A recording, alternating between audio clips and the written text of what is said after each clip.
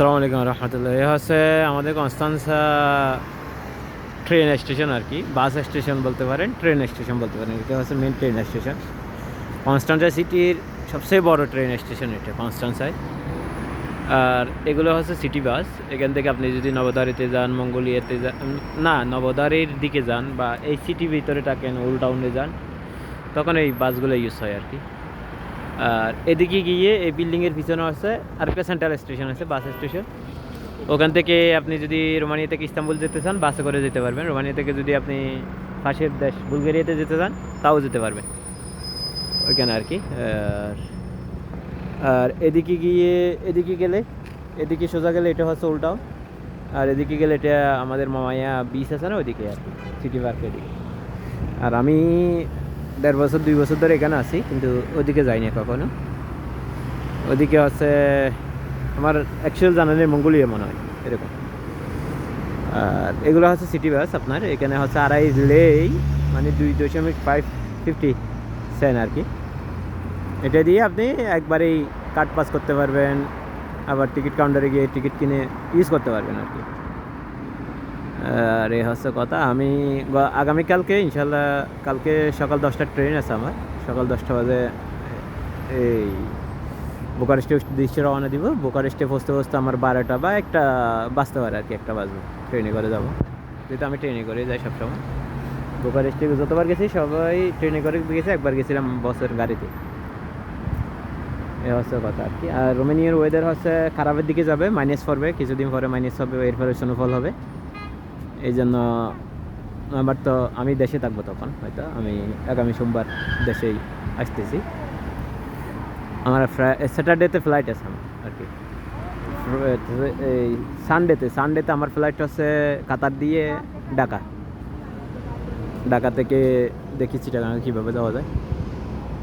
আর যারা রোমানিয়াতে আসবেন, কনস্টান্টা সিটিতে আসবেন, আপনাকে ম্যাক্সিমাম কোম্পানি এখানে 6 মাস 5 মাস কাজ থাকে ম্যাক্সিমাম কোম্পানি। আর যদি কপাল ভালো থাকে তাহলে 12 মাস কাজ পেলে তো এটা ভালো, এটার জন্য কোনো সে নেই। কিন্তু এখানকার ম্যাক্সিমাম কোম্পানি হচ্ছে 6 মাস 5 মাস কাজ থাকে। যেমন আমার কাজ ছিল শুধু সামারে, আমি সেপ্টেম্বর থেকে বসে বসে খাইছি আর ঘুমাইছি, আর কোনো কাজ করি নাই। আবার আবার নতুনভাবে সামারে এসে নতুনভাবে কাজ করবো আর কি। এই হচ্ছে কথা। সামার যেহেতু অনেক দেরি, আরও 5-6 মাস এটা দেশে থাকা হবে আমার।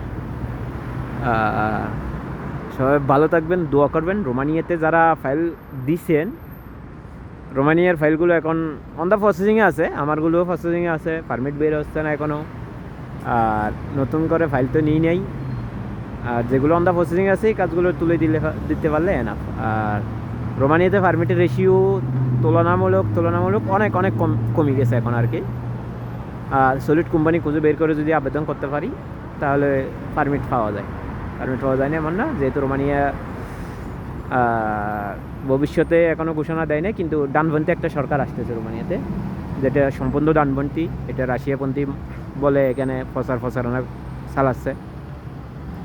তো এইগুলো পরবর্তী মার্কেটে আমাদের শ্রম বাজারের ক্ষেত্রে কীরকম ইফেক্ট আসবে সেটা পরবর্তী সময় বলে দেবে আর কি। কিন্তু এতটুকু পর্যন্ত রোমানিয়াতে যে এখন নির্বাচন, গত কয়েকদিন আগে নির্বাচন হয়েছে, আবার 8 তারিখ আরেকটা সেকেন্ড ডিভিশনের নির্বাচন হবে, দ্বিতীয় রাউন্ডে নির্বাচন হবে। এর পরবর্তীতে গিয়ে ক্ষমতায় আসে, সংসদ বসা, তারপর ফরেন মিনিস্ট্রি থেকে ঘোষণা দেওয়া, এম্বাসি বাংলাদেশে যাওয়া, এগুলো অনেক জটিল আছে। যতটুকু সহজে বলে ফেলতেছি, আমরা ফেসবুকে পোস্ট করতেছি, এতটুকু সহজ না। তো কিন্তু আস্তে আস্তে সহজের দিকে যাবে। রোমানিয়া যেহেতু ফুল স্যাংশনের আওতাভুক্ত আসতেছে জানুয়ারি থেকে, সেহেতু এটা আস্তে আস্তে সহজের দিকে যাবে। কিন্তু এজ এ বাংলাদেশি হিসেবে দেশে ওই ইলিগেল হওয়ার সম্ভাবনা সবচেয়ে বেশি, দেশে কাগজপাতি না হওয়ার সবচেয়ে সম্ভাবনা বেশি, ব্যাড ইন্টেনশন সবচেয়ে বেশি রিজেক্ট করে বাঙালিদেরকে। তো এখানে সব মিলিয়ে আপনাকে বাস্তবতার আলোকে জেনে বুঝে এই দেশে থাকতে হবে। আর যারা ফুড ডেলিভারি করেন, কালকেও ইমিগ্রেশনের সাথে আমার প্রায় 2.5 ঘন্টার মতো বৈঠক হয়েছিল। যা বুঝলাম, তারা অবৈধ ইমিগ্রান্টদেরকে খুঁজে বের করতে চাচ্ছে রোমানিয়াতে। যেহেতু এটা স্যাংশনের ব্যাপারে একটা অন দ্য প্রসেসিংয়ে আছে, সেই কারণে একটু ওরা কঠোর নিয়মকানুন আর কি। আর আপনারা পুলিশকে এড়িয়ে চলবেন, অবৈধ পন্থায় একদম পাবলিক প্লেসে জবকে এড়িয়ে চলবেন এখন আপাতত। আফটার জানুয়ারি আর ফেব্রুয়ারি সব কিছু বেটারের দিকে যাবে আর কি রোমানিয়াতে। এ হচ্ছে কথা আর কি। সবাই ভালো থাকবেন, দোয়া করবেন। আর আমার এই সাইকেল নিয়ে ঘুরতেছি মানে আমি ট্রেনের টিকিট কাটতে আসছি, ট্রেনের টিকিট কেটে এখন বাসার দিকে চলে যাব।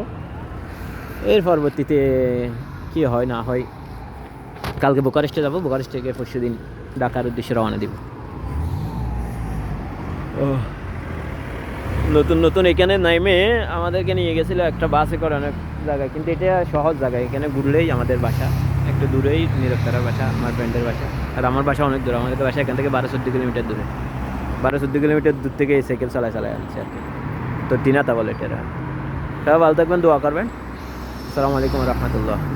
আর আমি ভিডিও দিচ্ছি না, আমার কিছু পার্সোনাল ইস্যু ছিল, এগুলো সমাধান হয়ে গেছে, সেহেতু দেখি পরবর্তীতে কী হয় না হয়।